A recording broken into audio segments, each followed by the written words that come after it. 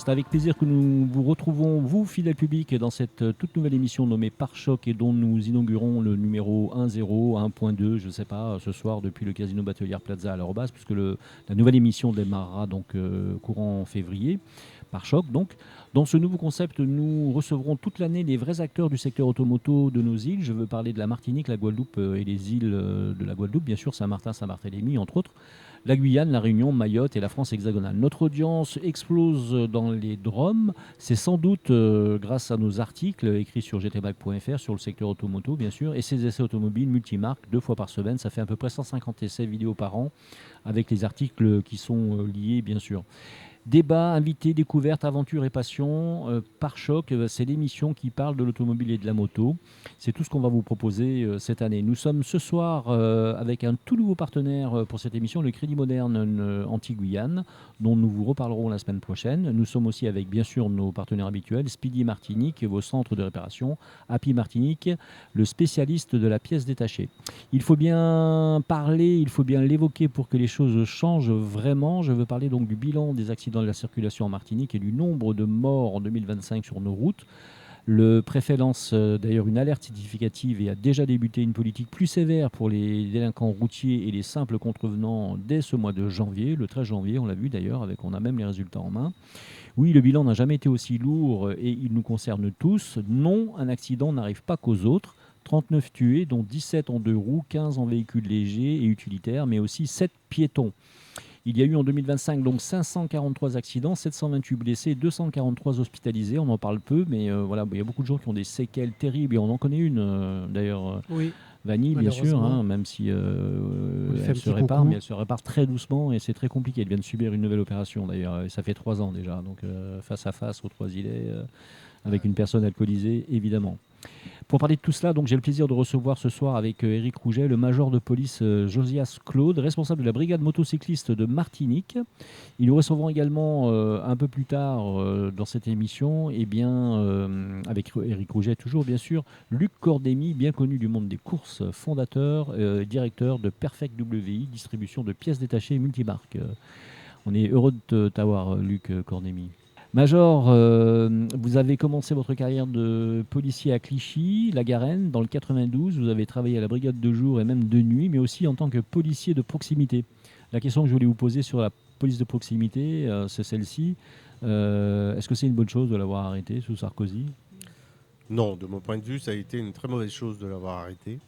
C'était quelque chose qui a été arrêté par M. Sarkozy et qui avait été créé sous l'époque du ministre de l'Intérieur, c'était Jean-Pierre Chevènement.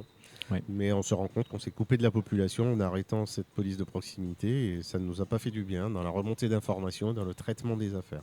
Voilà, exactement. On l'a vu et c'est vrai que on est un petit peu d'accord sur même carrément d'accord sur ce point de vue. Alors, vous avez donc, une fois que vous avez fait ça, vous avez fait de la police de proximité, bien sûr. Ensuite, vous avez passé le concours de motocycliste en 2023 de la police, bien sûr, en 2003. Et depuis votre sortie de cette école, qui est une école de Rungis, enfin, c'est l'école la plus connue d'ailleurs à Rungis, pour passer donc policier sur motocycle, vous avez effectué de prime abord vos premières missions à Créteil. Absolument. Donc, c'est pas des quartiers faciles en plus.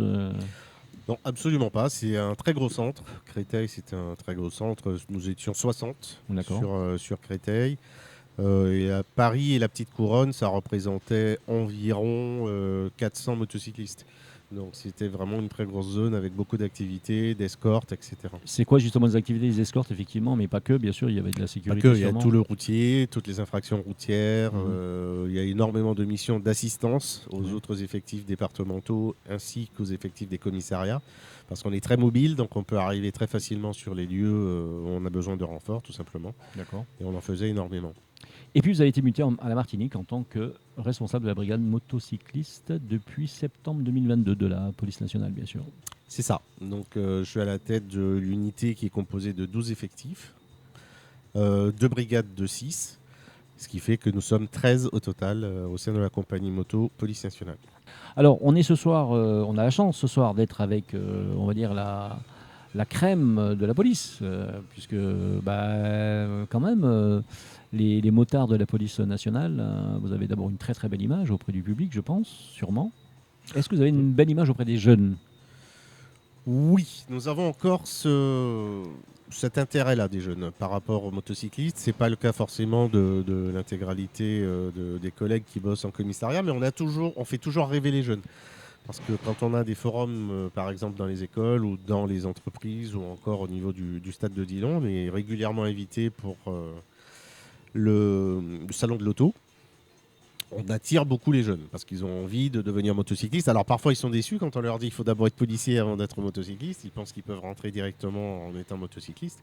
Mais c'est vrai qu'on suscite encore de l'intérêt chez les jeunes. Donc ça, c'est quelque chose de plutôt positif. Alors depuis tout à l'heure, on parle de sécurité routière. Évidemment, on a brossé le portrait malheureux de cette année 2025, qui a été une année un petit peu compliquée. On a même eu donc pas mal de soucis avec le TCSP. Est-ce que le TCSP pose des problèmes spécifiques, on va dire, en Martinique? A priori, oui, selon les conducteurs de oui.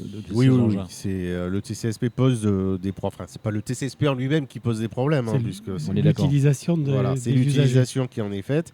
Alors, ce que nous avons constaté, c'est que, notamment le mercredi et le vendredi, quand il y a les bouchons interminables à la sortie de la ville, beaucoup de conducteurs empruntent ce TCSP, ce qui gêne la progression des BHNS, donc les bus à haut niveau de service. Et on a eu plusieurs accidents à déplorer sur ce TCSP, dont des mortels. Ça surprend les chauffeurs, forcément, qui ne s'attendent pas, donc, qui revendiquent en ce moment, Jean-Marc, qui font grève. Donc, ils sont en grève, la reprise n'est pas certaine, enfin, au moment où on enregistre. Pas certaine, Non, la reprise n'est pas certaine. Maintenant, on nous a demandé de développer encore davantage parce que nous avons mis en place une convention avec la RTM pour faire des contrôles au niveau du TCSP. Ça s'est fait tout au long de l'année 2025. Nous avons eu pas mal de contrôles. Là, on va encore monter d'un cran en mettant plus de contrôles sur cette année. On trouve de tout sur les voies du TCSP, des trottinettes, des piétons, des vélos et des motos qui roulent à vive allure. Même des gens poussant des caddies sur la voie TCSP alors qu'il y a un bus qui arrive et que vous ne pouvez pas... Donc on peut comprendre le droit de retrait quand même malgré tout des chauffeurs. Absolument. On a aussi eu... une action week-end, donc un dimanche, parce qu'on avait beaucoup de personnes qui font leur footing ou qui font leur sport sur les voies du TCSP en se disant c'est mieux d'aller là parce qu'on n'est pas sur la route et ça ne causera pas d'accident. Sauf que ça crée des tensions. En plus, ils engueulent les chauffeurs de bus quand ils klaxonnent. C'est vrai que c'est devenu une voie très difficile pour les chauffeurs de bus. Sachant que vous avez aussi des tolérances qui sont plus ou moins données avec les conducteurs de bus scolaires. Parce que quand vous sortez d'école, vous en avez qui empruntent cette voie pour rentrer. Parce que c'est vrai que les enfants, ils mettent parfois 1 heure pour rejoindre la partie sud de l'île.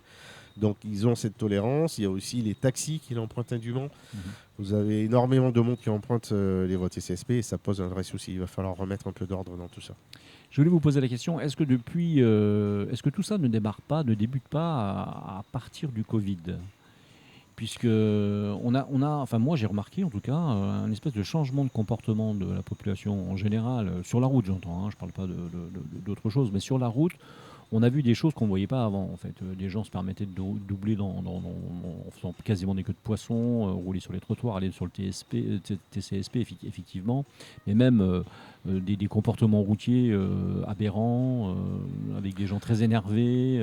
Alors, je ne sais pas si ça date de l'époque Covid, j'y étais pas, à cette époque. Mais ce que j'ai constaté, par contre, c'est que quand on est dans sa voiture, on se croit chez soi, on est tout puissant et on peut tout faire. Il ne faut presque pas venir vous demander quoi que ce soit. Vous êtes dans votre véhicule, vous êtes chez vous. Et ça, c'est une vraie particularité qui est difficile à juguler parce que vous acceptez mal qu'on vous fasse un reproche, qu'on vous contrôle même. Ça devient un problème. Alors, les motocyclistes sont encore épargnés par ça. Mais quand vous contrôlez un policier ou un gendarme qui n'est pas motocycliste contrôle quelqu'un, ça part très souvent, très facilement par rapport à avant, aux insultes ou à un refus de contrôle. C'est ça. Maintenant, nous avons les caméras qui permettent de redescendre un peu les choses, parce que quand ils voient que nous sommes équipés et que la caméra est déclenchée, ça redescend tout de suite d'un cran. Mais il est vrai que les conducteurs ont beaucoup de mal avec ça. Moi, pour rebondir sur ce que tu disais, Jean-Marc, j'ai trouvé plutôt que le comportement des gens avait changé au moment où les radars ont brûlé. Et que depuis, les gens se sentent vraiment libres de faire ce qu'ils ont envie.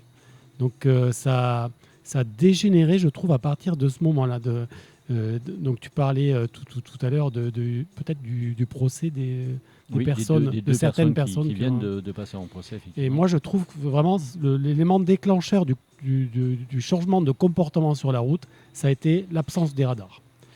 Alors ils ont cru qu'il n'y avait plus de contrôle, en fait, les gens, je suppose, dans leur tête, et donc ça part dans tous les sens, ça roule vite, ça double à droite et à gauche. Oui, ça je confirme tout à fait. Le contexte politique national, le contexte politico-militaire international, je veux dire le climat d'insécurité globale ressenti, pour utiliser des mots qui sont d'actualité. Est-ce que ça joue pas finalement sur le comportement individuel quelque part? Je ne sais pas si le contexte national ou international joue sur ce genre de comportement. Je n'en suis pas persuadé. Ça reste des comportements individuels, ça reste des gens qui imitent les mauvais exemples, comme on en parlait tout à l'heure. C'est vrai qu'on est plus facilement attiré par celui qui va faire une roue sur des dizaines de mètres ou voire sur l'intégralité de l'autoroute A1. Ça devient un peu un super-héros en fait. Exactement. Sauf qu'à la fin, il meurt souvent. Voilà. C'est la différence. Mais on n'a pas la fin. Ouais. Mais très souvent, on déplore déjà 2 morts en 2 roues depuis le début de l'année sur l'autoroute A1. Aujourd'hui, ça part très mal. Ça part très mal, là, effectivement. Ouais. Alors, pour en revenir au TCSP, comment on pourrait essayer de faire comprendre aux gens qu'il faut respecter tout simplement les signalisations, respecter donc ce... Malheureusement, je crois qu'il n'y a qu'une chose qu'ils comprennent, c'est les sanctions. La répression. Vous avez beau mettre des panneaux, vous avez beau faire de la prévention, alors ce ne sera pas forcément les mêmes que vous retrouverez une fois que vous avez été verbalisé, vous faites un peu plus attention, vous n'y rentrez plus, quoique, on en a déjà chopé à plusieurs reprises, qui ont été verbalisés dans la boîte TCSP, pas vu, pas pris, mais quand on est vu, ben voilà. Il y a la sanction boum, mais je crois qu'il n'y a que ça qui permettra de limiter. Je ne sais pas si des moyens techniques peuvent être mis en place, notamment des barrières ou des caméras. Alors, ce sujet a été abordé avec la RTM, mais il aurait fallu que les caméras soient positionnées sur les bus, et je crois que ça posait problème aux conducteurs de BHNS. Et il y a aussi des compatibilités techniques avec le réseau, etc. Donc, peut-être qu'on y viendra à un moment donné, mais pour l'instant, il n'y a pas de moyens techniques mis en place ou à venir dans un avenir très proche. Donc concrètement, il y a quand même une gymnastique à mettre en place, on va dire, une espèce d'habitude de communiquer ou de communication sur le bon comportement, quelque part. On peut comment les être sanctions, un bon conducteur. Les sanctions qui sont appliquées quand on roule sur les voies du TCSP. C'est une amende de 135 €, donc c'est quand même pas rien. Est-ce que ça enlève des points? Ça enlève des points. Donc ça enlève des points. Circulation dans une voie réservée. Ça enlève des points. Tu es d'accord? Non, mais est-ce que tu penses qu'il y a quand même une solution à mettre en place spécifique en termes de communication? Je suis désolé, je reviens un peu sur mon truc, mais est-ce qu'il n'y a pas une sensibilisation à avoir auprès du grand public par la communication? Alors, Luc, peut-être Luc, non? Tu peux nous donner ton avis ou pas? Luc Cordémy, qui vient nous voir, on va en parler dans pas longtemps, dans 5 minutes. Alors, c'est vrai que j'ai beaucoup milité pour la sécurité routière. Approche-toi un peu de ton micro, Luc, c'est gentil. C'est vrai que j'ai beaucoup milité pour la sécurité routière, j'ai fait pas mal d'actions. Et c'est vrai que le TCSP, à mon sens, mérite d'être repensé à différents niveaux. Donc, pour la protection des piétons, je pense que c'est la route la plus fréquentée par les piétons, donc inévitablement, malheureusement aujourd'hui, la plus accidentogène. Est-ce qu'il n'aurait pas fallu penser à faire des passerelles sous la route pour pouvoir faire traverser les gens? Aujourd'hui, à l'heure où on est... Il n'a pas tort, Luc, quand même. Parce que quand on est, par exemple, si on est une maman avec 3 gamins, je dis, c'est impossible, mais je le dis. Si vous êtes une maman avec 3 gamins et que vous arrivez de Fort-de-France pour aller à la Galeria, par exemple, il faut que vous vous posiez donc sur le pont opposé, en face. Il faut traverser donc le pont, on est d'accord, à traverser 2 routes, 2 sorties d'autoroute plutôt, pour arriver pour accéder. Il n'y a pas de passerelle là. Il y a pas de passerelle. Si, vous avez une passerelle, au niveau de la Galeria qui passe en interne et vous passez sur le pont. Sur le pont, d'accord, ok, très bien. Non, ça, ça, je ne l'ai pas fait à pied. Je parlais précisément de la zone de Sainte-Thérèse, qui, je pense, est la plus accidentogène. Et cette zone-là, pour moi, ça m'interpelle. Pareil, on est en 2026.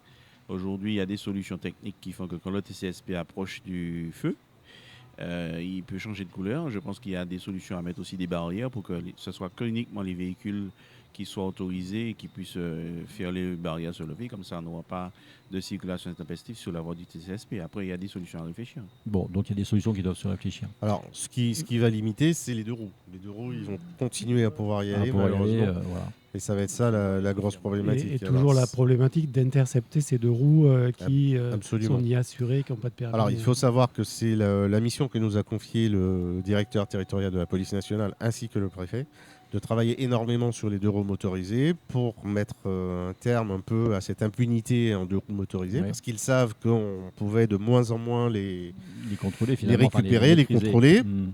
Là, sur l'année dernière, par exemple, nous avons placé 187 véhicules de roues en fourrière. En fourrière, ouais. Donc ça, c'est uniquement sur la zone police. Donc en gendarmerie, ça doit être autant. Mais il y a une vraie politique de contrôle de ces individus, de récupération des motos et de les mettre en fourrière. Donc ça fera peut-être un peu réfléchir. Et dans ces cas-là, les motos disparaissent souvent du lieu du contrôle. Alors nous avons plusieurs exemples où vous avez des accidents où les individus sont encore au sol. Quand vous arrivez, la moto n'y est plus. Ils récupèrent la moto, ils laissent le copain par terre. L'essentiel, c'est de sauvegarder la moto. Donc ça veut dire que c'est pour vous un phénomène de société finalement quelque part, où il y a une tendance un peu généralisée à dépasser les limites et plus respecter véritablement. Ça a pris de l'ampleur. Ça a vraiment pris de l'ampleur. Pour vous donner un exemple tout simple, et là on peut se dire qu'il y a une déconnexion totale. Il y a eu un accident en début d'année dernière sur le TCSP, ce fameux TCSP, on en reparlera certainement.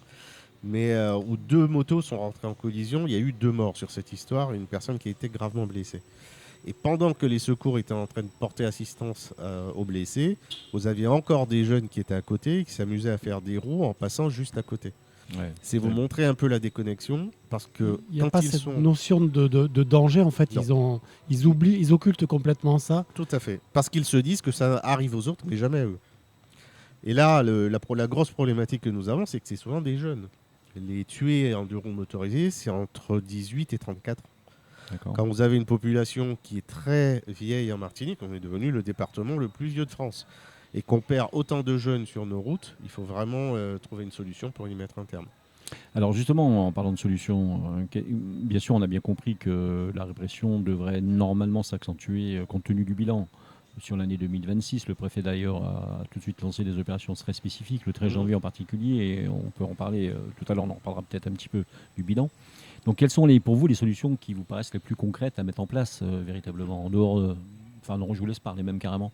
Dites-moi qu'est-ce qu'on peut faire pour changer le comportement des gens en fait. Moi, je ne vous cache pas, juste une dernière chose avant de vous laisser parler. Moi-même, j'ai failli avoir un accident samedi. Vous voyez, je sortais de l'achat de bricoles pour cette émission et je ne sais pas si tu vois le garage de l'âne, la sortie du garage de l'âne, c'est compliqué parce que la route et le virage est très près de la sortie du garage de l'âne. Et là j'ai un type qui arrive à 110, 120 km/h sur une nationale, 110, 90, 100, allez 90, 100 pour être raisonnable. Et j'accélère parce que j'ai la voiture qui permet de le faire, je sors mais il arrive à m'éviter, mais au dernier moment, je ne sais pas comment il a fait en fait, honnêtement. Moi, je me voyais déjà en accident, c'était obligatoire. Ouais, mais c'est tous les jours un peu dont tu parles. C'est quand on roule en Martinique, on évite des accidents tous les jours. Mais là, on est samedi matin. Je veux dire, franchement, il y a presque personne sur les routes. Alors justement, les accidents, c'est pas le lundi entre 8h et midi et 14h à 18h. C'est en majeure partie vers la fin de la semaine, plutôt vendredi, samedi, dimanche, et des horaires un peu tardifs souvent. Donc ça complique encore le travail des forces de l'ordre parce que il faut arriver à récupérer des éléments pour aller travailler les week-ends, les jours fériés, en soirée assez tard. Ce qu'on faisait quand j'étais à la brigade au Lamentin, ou ce que fait le DSR, tous les samedis soirs, on a des contrôles alcoolémie, stupéfiants, etc., sur le terrain à 2h du matin. Donc c'est assez compliqué à mettre en place et on n'a pas un grand nombre de personnel puisque ça absorbe du personnel pour le reste du temps en fait. Donc je reviens à la question de base. En fait, quelles sont pour vous les solutions majeures qui seraient les plus efficaces, sans que ça... Alors justement, ça fait partie des pistes justement de décaler du monde pour faire... Alors il faut savoir qu'on va accentuer très largement les contrôles au niveau de l'alcoolémie et des stupéfiants. ce qui est normal, et ça nécessite des hommes sur le terrain. C'est pas comme un radar qu'on pose sur le bord de la route. Oui, puis une procédure, c'est long. Une procédure de dépistage stupéfiant, c'est long. Il y a de la procédure papier derrière, donc ça prend du temps. C'est chronophage. Ça prend du temps, mais il va falloir en passer par là. Sachant que quand vous regardez le bilan des accidents sur les routes avec tous les morts qu'on a eus, dans quasiment tous les cas, vous aviez ou la vitesse, ou l'alcool, ou les stupes, voire les trois. Donc c'est un phénomène qui a pris de l'ampleur sur notre territoire, donc il faut absolument y mettre un terme, sans compter tous ceux qui roulent sans permis. Parce que vous avez énormément de conducteurs de 2 roues qui roulent sans permis, en tout cas ils n'ont pas le permis pour rouler un 2 roues. Sans permis et donc sans assurance. Tout à fait. Et beaucoup de conducteurs de plus en plus sans ceinture de sécurité, ce qui est quand même aberrant. 100% des accidents mortels. 100% des accidents mortels sans ceinture. C'est quand même terrible. Tout le monde a vu... c'est quelque chose que moi j'ai du mal à comprendre quand même avec les campagnes, avec la prévention, avec la verbalisation. Comment les gens peuvent encore, avec l'électronique sur les voitures, avec tous les signaux du véhicule, comment on ne peut pas mettre la ceinture encore? Alors, il y a aussi un paramètre à prendre en compte, parce que nous sommes tous responsables, j'ai envie de dire. Il faudrait que chacun puisse réfléchir à ce que ça implique pour la société. Quand vous avez tous ces accidents avec ces morts et ces blessés graves, souvent les blessés graves coûtent encore plus cher qu'un tué sur la route. Ah oui, c'est un coût. C'est un coût certain pour la société. Sachant que quand vous n'avez pas d'assurance, c'est le fonds de garantie qui paye, mais ce fonds de garantie, c'est nous. Donc les assurances augmentent pour tout le monde. Et on ne s'en sort plus, les assurances augmentent, donc les gens ne peuvent plus s'assurer au bout d'un moment, et c'est le serpent qui se mord la queue. Il faut vraiment qu'on réfléchisse à tout ça collectivement, et qu'on incite nos proches à ne pas avoir de tels comportements sur la route. Donc avoir de la responsabilité. Mais est-ce que ça passe pas? Parce que, encore une fois, moi je le dis très souvent quand j'ai les personnes de la sécurité routière en général, moi j'ai connu une époque... 70s, je sais pas moi, comment on peut l'appeler cette époque, où on était impacté par des campagnes de communication, les grands thèmes de la sécurité routière qui revenaient régulièrement. Un verbe ça va, 3 verbes bonjour les dégâts. Alors on peut sourire aujourd'hui de ce slogan. Mais je veux dire, voilà, ça nous a impacté. On était gamins, on avait 16, 17 ans, ça nous impactait. D'ailleurs, nos parents étaient plutôt... Enfin, mon père en particulier, il n'était pas du tout alcoolique, mais de temps en temps, il buvait son canon et puis il prenait sa voiture avec les 3 gamins derrière. C'est pas honteux de le dire. C'était une autre époque, etc. Aujourd'hui, j'ai le sentiment que les gens sont pas concernés, en fait. Parce qu'en fait, est-ce qu'on n'a pas trop d'informations? Pardon ? Est-ce qu'on n'a pas trop d'informations tout le temps, un peu sur tout? Ou est-ce qu'on n'a pas choisi de faire de la mini-information finalement, quelque part? C'est pas méchant ce que je dis, mais faire de l'information... ciblé, en fait, on reçoit trop d'informations sur tout le temps, et il faudrait peut-être cibler les personnes, il faut cibler les gens, et pas se perdre dans tout ce flot d'informations qu'on a tout le temps sur TikTok, sur tous les réseaux sociaux. Ça intéresse plus les gens, en fait. Avant, on regardait la télé, donc on avait ces publicités. Maintenant, les jeunes, ils ne regardent très peu la télé ou des séries, donc ça va pas les aider beaucoup. Et après, ils regardent les réseaux sociaux. Donc sur les réseaux sociaux, ils vont pas avoir ces infos-là.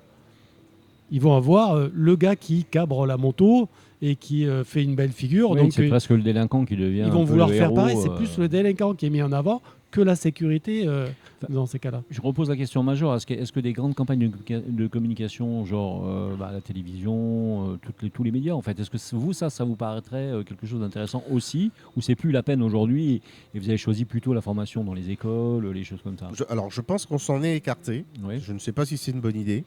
Parce qu'effectivement, il faut quand même avoir cette campagne de prévention télévisée ou via les réseaux sociaux. Il faut s'adapter aussi au public qu'on a en face.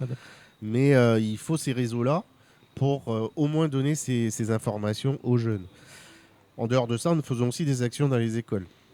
Nous avons des actions dans les écoles pour la prévention, pour leur expliquer que la route ça tue, qu'il faut avoir un casque parce que quand on tombe, c'est des morts.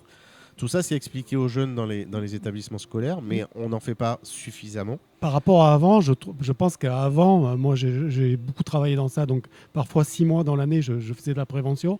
Donc c'est très lourd pour une unité qui n'est pas très grosse finalement. Et, mais je trouve que c'est moins qu'avant. Il y a beaucoup moins de prévention qu'avant quand même dans les dès les petites classes, en fait, où on peut parler, même dans les écoles primaires, on peut parler de sécurité routière déjà. Et je pense qu'on a un peu lâché ça. Et c'est peut-être le seul moyen d'aller directement en contact avec ces jeunes et d'aller les voir et de les attraper un petit peu, de leur faire comprendre. Oui, tout à fait. Après, c'est trop tard, on les voit plus. Ils sont indépendants, Donc, moralité, l'action première qu'il faudrait mettre en place là tout de suite, si elle n'a pas été faite déjà, ça serait laquelle finalement pour la sécurité routière, vraiment pour sensibiliser les gens? Développer beaucoup plus de contrôle alcoolémie stupéfiants, ça ce sera fait cette année. Vous aurez aussi davantage de contrôle vitesse parce que le comportement des gens a changé considérablement depuis que tous les radars ont disparu de l'île. Et de façon générale, la vitesse a augmenté partout sur l'île. On va y revenir d'ailleurs au radar. Il y a deux personnes qui viennent d'être condamnées d'ailleurs au tribunal de Fort-de-France, et tant mieux parce que bon, effectivement, ça impacte véritablement notre sécurité. On fait une petite pause publicitaire si vous êtes d'accord, et puis on revient dans cette émission. Alors Major, pour finir sur une note un peu plus positive quand même, parce qu'on arrive au terme de cette partie de l'émission, comment vous commencez vos journées? Vous savez comment je parle? Les gars qui ne connaissent pas ce qui... Les journées quelle est votre journée en fait? En regardant ce qui s'est passé la veille. D'accord. Pour voir où il y a eu des accidents graves ou importants, avec des blessés graves ou des tués. Est-ce qu'on est pressé de monter sur sa moto ou pas? Partir en mission? Ah oui, un motocycliste est toujours pressé de monter sur sa moto. Jusqu'à la fin. C'est une vraie Jusqu'à la dernière patrouille. Donc oui, absolument. On est pressé de monter sur sa moto, on est pressé d'aller sur le terrain et de faire notre boulot pour rendre les routes plus sûres. Malheureusement, on a un bilan 2025 catastrophique, donc il faut faire ce qu'il faut pour... Bien sûr. Donc là, l'émission, elle tombe comment là? Donc c'est le préfet qui vous envoie l'émission, non? Ou... Enfin, à la gendarmerie, au commandement de la police, pardon. Comment ça marche en fait? Si demain vous partez faire une, je sais pas, vous décidez de faire un contrôle à Schoelcher, parce qu'on est à Schoelcher. Alors il y a deux aspects. Qui décide comment ça se passe? Il y a deux aspects. On a vraiment une grande autonomie dans notre gestion parce qu'on regarde tout ce qui se passe la veille. On regarde les accidents mortels et graves et on met en place des choses pour essayer d'aller sur ces secteurs et voir ce qu'il est possible de faire. Alors parfois, ça peut être une infrastructure routière défaillante. On va se déplacer, on va regarder et on va faire un rapport s'il faut pour dire que ça ne va pas sur tel secteur. Pour faire tout ça, est-ce que vous êtes assez nombreux? Là, je vais t'aider un petit peu. Absolument pas. Il a fait le même coup, il a fait le même coup aux gendarmes la dernière fois. Absolument pas. Mais il faut savoir quand même parce qu'ils sont 12. La population de Fort-de-France, du Lamentais, tout ça, c'est quand même la grosse partie de la population martiniquaise. Donc, je pense que c'est un petit nombre de motards pour un si gros nombre d'habitants. Tout à fait. Alors, il faut savoir que notre directeur a une vraie volonté d'augmenter la compagnie motocycliste. Donc, j'espère qu'on y arrivera et qu'on aura davantage d'effectifs qui arriveront. Mais il y a cette volonté à la fois du préfet et du directeur territorial de la police nationale d'augmenter les effectifs motocyclistes pour justement lutter contre la délinquance en deux roues. Eh bien, on va finir sur cette pointe, on va dire, de sécurité, sécuritaire, on va dire, puisque c'est vrai qu'il faut que les choses changent, il faut que les comportements changent, et il faut peut-être un peu de répression quand même, malgré tout, un peu plus. Ouais. Il y en a quand même un peu, mais il en faut un peu plus pour que les gens finissent par comprendre que non, on ne peut pas faire n'importe quoi sur la route, n'importe quand, n'importe comment, et ça concerne vraiment tout le monde. Ça concerne le téléphone portable aussi. On est tous plus ou moins, je veux dire... on n'est pas seul sur la route. On est des petits délinquants parfois, de temps en temps, on touche le téléphone et tout, on n'a pas le droit de le faire et on le sait très très bien, donc il faut faire des choses. On fait une petite pause publicitaire, Major, si vous êtes d'accord, et puis on revient avec Luc Cordémy.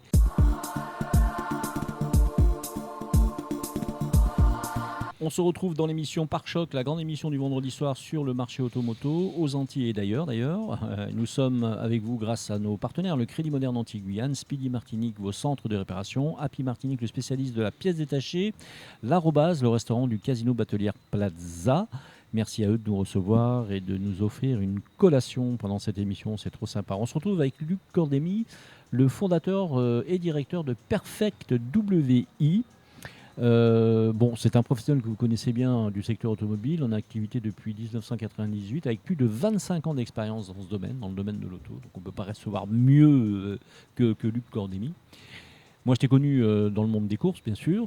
Donc, je sais pas, parle-nous un peu un peu de toi déjà, pour commencer. Alors, c'est vrai que je suis connu dans différents secteurs parce que j'ai eu plusieurs casquettes. On parlait à l'instant de sécurité routière. Donc, 2014-2015, j'ai fait les grosses opérations Objectif Zéro Accident.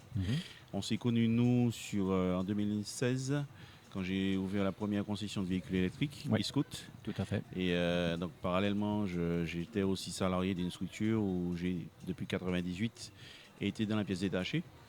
Donc voilà, en 2020, bientôt ça fera 3 ans que j'ai créé l'activité Perfect WI, qui est une plateforme de vente de pièces détachées pour véhicules légers et poids lourds. Donc aujourd'hui, nous avons des partenaires un peu partout dans le monde, ce qui nous permet de proposer de la pièce détachée d'origine, de la pièce détachée en qualité d'origine aussi, avec des usines avec lesquelles nous travaillons en direct. Et nous proposons des pièces de carrosserie comme des pièces de mécanique. Et vraiment tout ce qui se situe entre la plaque d'immatriculation et la plaque d'immatriculation avant et la plaque d'immatriculation arrière du véhicule. D'accord. Donc hormis tout ce qui est, bien sûr, les consommables comme l'huile et autres, que nous ne commercialisons pas. D'accord. Donc, le challenge pour nous est simple. L'objectif, c'est de trouver une solution pour nos clients. Et en général, comment ça fonctionne? C'est que les clients nous envoient carrément des listes de besoins. Et nous mettons en concurrence nos différents partenaires de sorte à pouvoir proposer à nos clients la pièce la plus compétitive qu'elle pourrait. Et notre objectif, c'est d'être compétitif par rapport au site internet que beaucoup de personnes s'approvisionnent aujourd'hui.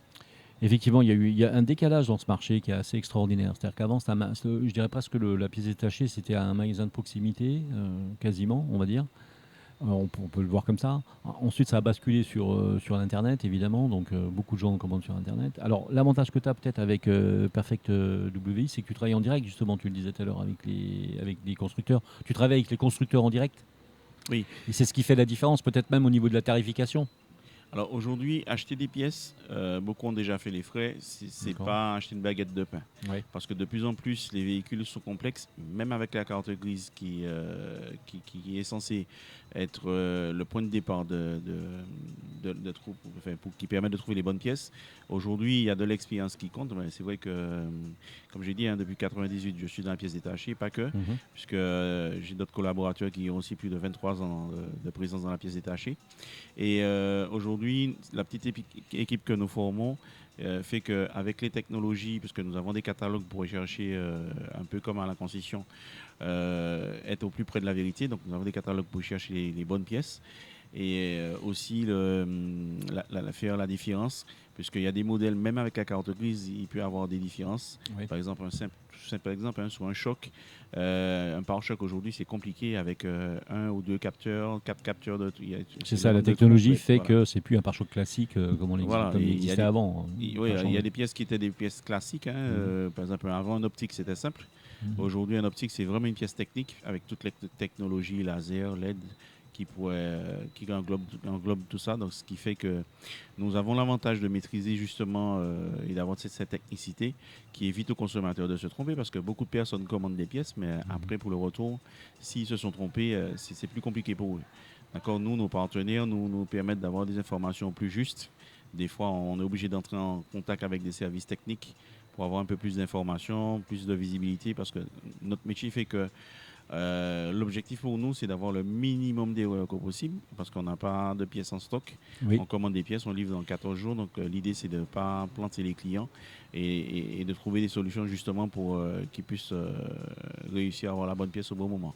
Donc on y parvient parfaitement bien maintenant depuis 3 ans. On a très très très peu de retours, parce que justement, dû à cette technicité-là et la compétitivité des tarifs fait que... Donc, une bonne écoute du client, quoi, pour être sûr d'avoir la bonne pièce et la bonne livraison, quoi, finalement. Voilà, l'écoute du client, le conseil, l'accompagnement aussi. Et aussi pour les professionnels, nous avons des solutions de facilité de paiement pour les professionnels, aussi pour les particuliers, donc du paiement en 4 fois CB pour les particuliers. Les professionnels, on utilise un partenaire financier qui nous permet d'accompagner les professionnels avec des paiements en 75 jours. Ouais. Et puis des taux de remise aussi adaptés aux 2 catégories de clients. Alors, on rappelle que tu fais les 3 types de pièces finalement, les pièces d'origine. Tu fais donc les pièces en échange standard. Oui. On peut en parler peut-être un petit peu, les échanges standards. Alors, je vais clarifier un peu pour tout le monde. Donc, la pièce d'origine, c'est ce que vous trouvez exactement chez votre concessionnaire avec le logotype. La pièce qualité d'origine, c'est des pièces que des fabricants ont construit soit pour la concession initialement, sauf qu'ils n'ont pas le droit de le vendre avec le logo du concessionnaire, ou carrément des pièces adaptables de qualité pareille qui sont faites par d'autres manufacturiers qui répondent aussi aux mêmes exigences que ce qu'a réclamé les concessionnaires dès le départ. Et il y a aussi les pièces échange standard c'est très important dans l'économie circulaire pour nous, puisqu'aujourd'hui il y a beaucoup de gaspillage de matière.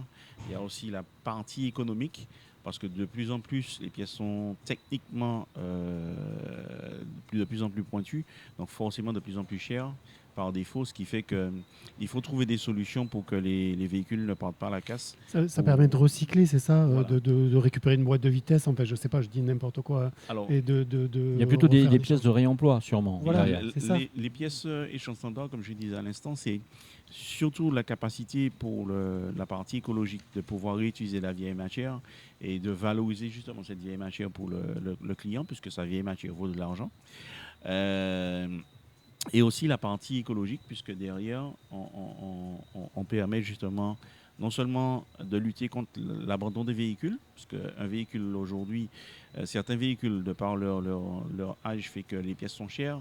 Donc s'il fallait les réparer uniquement avec des pièces d'origine, il n'y a pas forcément de solution économique qui corresponde à cela. Donc l'idée de la pièce adaptable ou de la pièce en échange standard permet aujourd'hui de lutter contre l'abandon des véhicules, le VHU, la partie écologique aussi, puisqu'on permet aussi de récupérer de la vieille matière qui se serait trouvée dans les poubelles ou autres. Donc ça, c'est quand même assez génial. Et puis on en parlait un petit peu en off, on revient maintenant aux véhicules électriques et aux batteries. Quelque chose qui m'intéressait vraiment dans son entreprise, c'est l'approche qu'ils ont avec les véhicules électriques, avec les batteries et la sécurité, puisqu'on en parle, il y avait encore une compagnie aérienne qui va empêcher les batteries de monter dans l'avion, donc en tout cas, au moins, oui, effectivement, au moins en cabine. Voilà. Au moins en cabine, donc j'aimerais avoir son avis, qui est un avis d'expert un petit peu sur ça, sur les sécurités qu'on peut avoir, sur les interventions aussi lors des accidents, etc. Voilà. Alors on va garder la question, mais on va quand même rappeler ce que fait Luc Cornemi avec son entreprise. Donc l'idée, c'est de proposer des solutions concrètes pour faire face aux risques liés aux batteries lithium, c'est-à-dire les risques d'incendie en particulier. Donc là, tu t'adresses justement aux particuliers, mais tu t'adresses aussi aux professionnels aussi, oui. Avec des solutions vraiment pérennes pour éviter les catastrophes d'embrasement d'un véhicule électrique. C'est ça l'idée.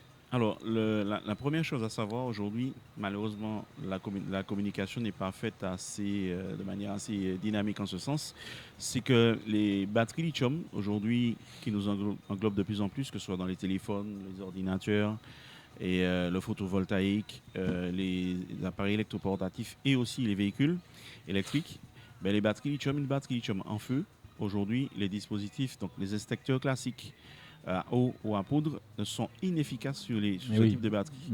Donc c'est du fil à retordre énormément pour les sapeurs-pompiers, enfin toutes les personnes qui sont des secours dessus.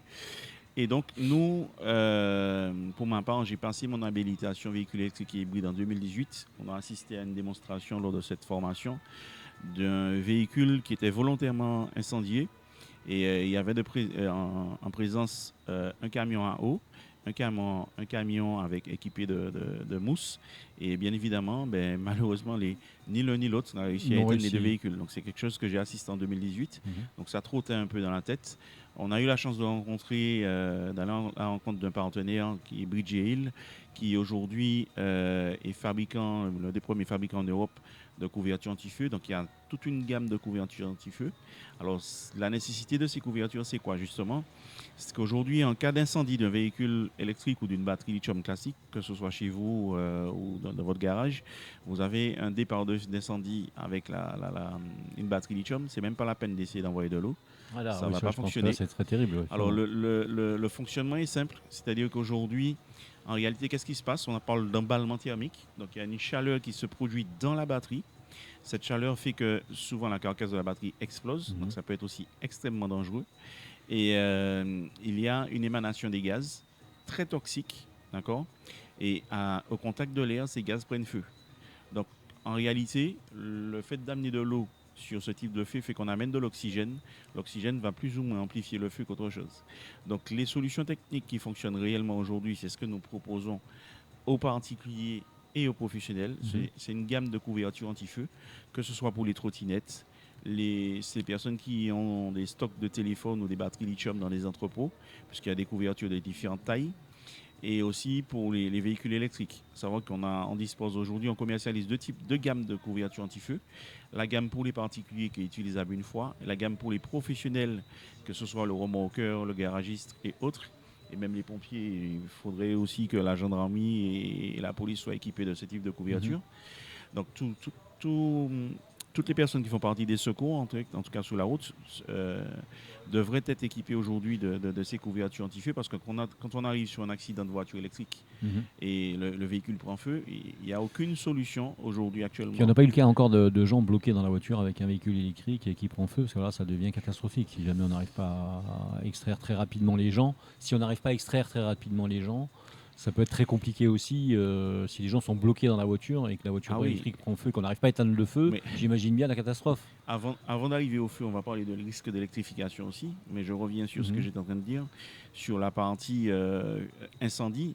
Aujourd'hui, une batterie lithium, que je disais à l'instant, qui prend feu, alors la couverture, qu'est-ce qu'elle va faire ? On va couvrir carrément l'engin ou le véhicule ou la batterie, de manière à pouvoir le priver d'oxygène. En fait, on revient à des techniques il y a des anciennes qui ont couvert les feux pour les étouffer. Voilà. Donc l'avantage de cette technique fait qu'aujourd'hui, l'incendie, l'emballement thermique n'aura plus d'apport en oxygène, ce qui va faire qu'il va s'éteindre assez rapidement. Et les bâches que nous proposons permettent de contenir le feu en 30 secondes. Donc la manipulation et la démonstration est faite. En 30 secondes, on peut contenir le feu. Ce qui va imaginer dans un supermarché. Aujourd'hui, un véhicule électrique prend feu. D'accord, pour raison X, il n'est pas obligatoirement en charge pour ça, justement. Et parce qu'on s'imagine souvent qu'il faut que le véhicule soit en charge. Non, un véhicule, pour différentes raisons, peut prendre feu. D'accord. Même par exemple stationné dans un parking de supermarché. Aujourd'hui, si ces supermarchés ne sont pas équipés justement de ces couvertures anti-feu, la propagation peut être très rapide. Donc ça peut être rapidement, ça peut être un peu catastrophique. On peut imaginer facilement Major, vous avez dans un parking de supermarché, justement, des couvertures un peu placées à plusieurs endroits. Alors nous travaillons en ce sens, et nous justement, alors c'est vrai que on a double casquette selon nous, de sensibiliser la population à ces dangers, de conscientiser, que ce soit au niveau des... On a déjà approché les pompiers, nous avons approché aussi des ERP, des assurances. D'ailleurs, le 18 décembre, nous avons organisé une manifestation interprofessionnelle où il y avait des assurances, des représentants comment ça s'appelle ? Vas-y, tu peux y aller. Excuse-moi, nous avons des assurances, nous avons aussi des représentants de garage, des remorqueurs et aussi les pompiers qui étaient présents, ainsi que d'autres catégories de professionnels qui sont concernés par cette problématique. Bien sûr, donc, ça doit être un souci, un vrai souci. C'est urgent et important de sensibiliser la population. Et en cas d'accident, on va en parler aussi, les risques sont encore évidemment multipliés plus importants. Par un nombre inimaginable. Juste une question au Major Josias Claude. Vous avez déjà été confronté à ce genre d'incident sur la région parisienne, par exemple ? Alors, ou même en en région Martinique ? parisienne, oui. En Martinique, non.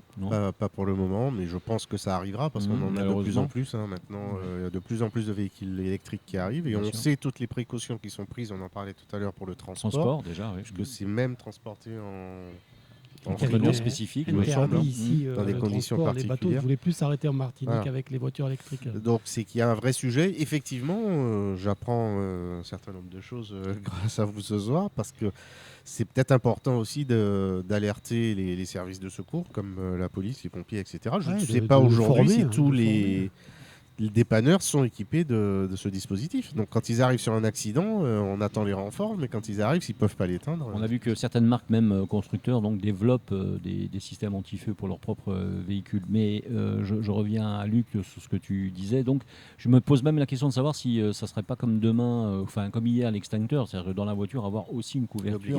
Une obligation. Avoir une couverture anti-feu. Ça ne doit pas être très cher non plus quand même. Je ne sais pas si sur une efficacité, parce que le véhicule est en feu. Après, non, mais pour intervenir, je veux dire, si tu as une voiture... L'intervention dans tout ce qui est ERP. Donc pour moi, aujourd'hui, tous les établissements recevant de public les garagistes, voilà, toutes les personnes qui font partie de la boucle des interventions, notamment sur les accidents de véhicules électriques. Donc, je parle des secours, des remorqueurs, des réparateurs. Voilà, donc toutes ces personnes devraient être équipées, selon nous, de couverture anti-feu. C'est un peu la propagande qu'on fait aujourd'hui, qu'on explique justement. Est-ce que ça marche? Est-ce que ça marche? Est-ce que les gens écoutent et achètent? Alors aujourd'hui, on a lancé la communication depuis le mois de décembre. C'est vrai que oui, c'est encore récent. Il y a encore beaucoup de questions au niveau du public, même aussi surprenant que ça soit, même au niveau de certaines spécificités, je ne vais pas citer de nom, qui sont là pour le secours et sauver les gens. Il y a encore des questions, des interrogations, puisqu'on les a alertés depuis maintenant près de 6 mois. Donc j'espère que les choses vont bouger en ce sens-là. Le feu, c'est une chose, mais il y a encore d'autres dangers. Aujourd'hui, en cas d'accident de voiture électrique, alors il y a une grosse sensibilisation, j'espère que tout le monde va écouter. Ne touchez pas aux véhicules accidentés quand c'est un véhicule électrique ou hybride. Ne touchez pas. Pourquoi? Aujourd'hui, on fait face à un risque qui a 300 volts.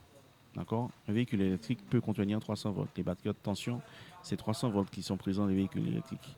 On a la chance jusqu'à maintenant, et j'espère que ça va continuer, de ne pas avoir d'accidents, de gros accidents, d'accord? Des choses où le véhicule est carrément décapité, avec un véhicule hybride ou électrique. Pourquoi?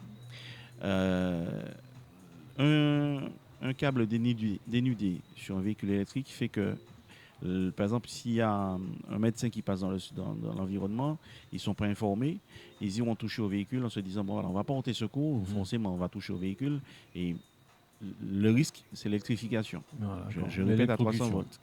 D'accord? Donc, il y a une vraie communication à mettre en place au niveau de la police, de la gendarmerie, du SDIS, de vraiment des pompiers surtout, je pense. Voilà, de la population aussi. Ouais. Donc on est là, je tends une perche, d'accord, vraiment à toutes les personnes qui écoutent l'émission, de se rapprocher de nous pour aller en ce sens. Déjà dans la partie communication et la partie information, et nous allons prévu aussi une partie formation. Et bien sûr l'équipement que nous proposons à travers cela. On arrive à la fin malheureusement, Luc Cordémy. Il va falloir vite qu'on donne des coordonnées, qu'on puisse expliquer toutes les choses. Et une dernière question peut-être, Eric? Alors, une dernière chose importante. Oui, vas-y. Nous sommes aujourd'hui équipés du premier outil de diagnostic qui permet, lors d'une intervention sur un véhicule accidenté, de pouvoir, en branchant le dispositif que nous proposons, bloquer les roues, parce qu'un véhicule accidenté peut bouger à n'importe quel moment, faire un test de fuite de courant, parce que, voilà, on a parlé d'électrification, et surtout, surveiller les températures des batteries, du châssis le plus proche de la batterie, de manière à prévoir d'un emballement thermique et d'un risque d'incendie. Donc, alors, pour nous contacter, alors allons-y, oui, c'est important. Le numéro de téléphone à retenir, c'est le 06 96 28 24 23. 06 96 28 24 23, ou simplement sur contact, sans le E, @perfect, sans le E encore, -du6, wi.com. Voilà, donc c'est facile à retenir finalement. On redonne le numéro de téléphone une dernière fois. Allez, le téléphone, c'est le 06 96 28 24 23. Bon, vous allez retrouver toutes ces informations de toute façon sur gtmag.fr dans l'article qui sera lié à cette émission. Donc vous aurez toutes ces informations. Il suffira d'aller consulter l'émission sur gtmag.fr, l'émission de ce soir sur gtmag.fr. On arrive au terme de l'émission, c'est dommage, parce qu'on discutait bien. On a encore beaucoup de choses à dire. Voilà. Il y avait beaucoup de choses à dire sur plein de choses. Donc ne vous inquiétez pas, parce que toute l'année on est là tous les vendredis. Donc si vous avez des informations aussi à donner, n'hésitez pas à nous appeler et venir participer à cette émission. Donc je voulais remercier ce soir particulièrement Eric Rouget, parce que c'est un peu grâce à lui qu'on a cette deuxième émission. C'est tes invités finalement, c'est pas les miens, même si je connaissais un peu Luc, on s'était croisés 2-3 fois, mais c'est toi qui as fait le travail derrière pour le recevoir. Et surtout donc merci à Luc Cordémy, mais surtout donc merci à Josias Claude Major Josias Claude qui a pris le temps aussi, qui est venu dans la première et la deuxième émission. Donc lui, il a payé le luxe de faire 2 émissions. Voilà, bien cool. J'ai eu droit à la totale. À la totale, c'est cool. Pour une première. Voilà. En tout cas, on a abordé des sujets graves, mais qu'on a pris avec sérieux, on va dire, pour expliquer que il faut changer de comportement sur la route, en tout cas, en particulier, avant justement qu'un accident arrive avec une voiture électrique ou pas d'ailleurs, ou une moto. Il faut changer un petit peu le comportement. C'est pour ça que vous avez la porte ouverte dans l'émission, vous revenez quand vous voulez, surtout quand vous mettez en place des opérations spécifiques. Voilà. On peut même participer à certaines opérations si vous avez envie, qu'on vienne faire un reportage. Donc merci à vous d'être venu, ça nous fait vraiment très plaisir. Merci donc à malgré tout à DNA de Montpalpa qui reviendra dans l'émission, parce qu'il avait son mot à dire. Hein. Oui. Voilà, un vrai collègue, il avait son mot à dire, de toute façon, Oui, Monsieur Moto Martinique. Merci Éric Rouget, donc merci Luc une fois de plus. Et puis rendez-vous donc la semaine prochaine pour une toute nouvelle émission par Choc. Merci encore d'être venus, messieurs. Et Merci, puis merci on avait une femme la semaine dernière, là on n'est pas de femmes. On va essayer d'avoir des femmes dans la prochaine émission, ça serait bien. Merci encore, excellente soirée. Merci à tous les éditrices et les auditeurs. Vendredi prochain, avec plaisir, par Choc. À bientôt. Merci à vous. À bientôt. Ciao, bye.